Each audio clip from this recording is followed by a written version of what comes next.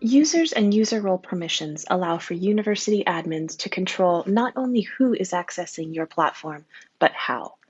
In order for a university admin to control the different types of permissions that are assigned to users, you may create user role permissions. If you would like to add additional users to your system, you may also do so via the Site Settings Manage User section. To begin, let's start with the Manage Users. Managing student and alumni users will allow for you to apply a series of filters to refine down and find the targeted student that you're looking for. If you need to add a new student to the system, simply click on Add New Student, where you can provide the required information in the pop-up modal.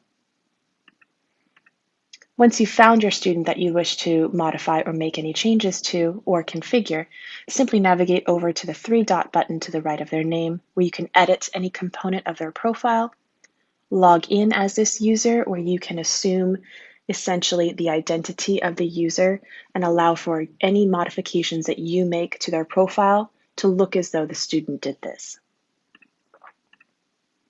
You can send a password reset email, manually reset their password, or delete the student from the system. Please note that any deletions will take approximately 24 hours to process. Career Center users will have a very similar experience where a new Career Center user may be added to the system, and any previously created Career Center users can be managed from the landing page.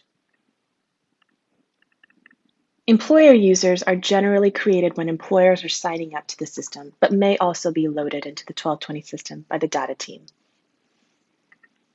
Once a Manage Employer User page has landed, you are able to configure their site settings to log in as a user, send a password reset or manually reset their password, or you may click on their username to view their permissions. When it comes to managing user role permissions, you'll want to do so under the Manage User Roles section. To manage a student and alumni user role, simply click on that hyperlink where you can then see all the predefined or previously created user roles for your students and alumni. To add a new user role, click on Add New User Role and provide a name.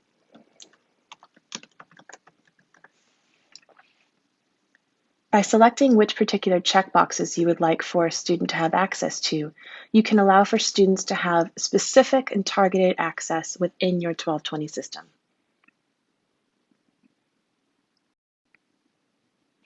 Similarly, you may also configure your employer user roles with a similar workflow by adding a new user role, providing a name, and indicating what access points this employer should have.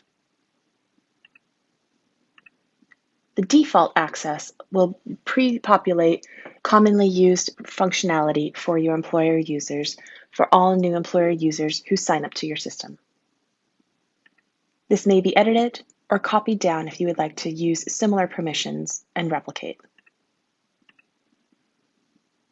To apply these permissions to either a student or employer user, you'll want to navigate over to the user for whom you wish to apply these permissions and select on the Edit button. Under User Role, you'll want to select the user role you wish to apply for this student. Employer user roles may be managed by clicking on Employer Users and then selecting the name of the employer for whom you wish to change permissions.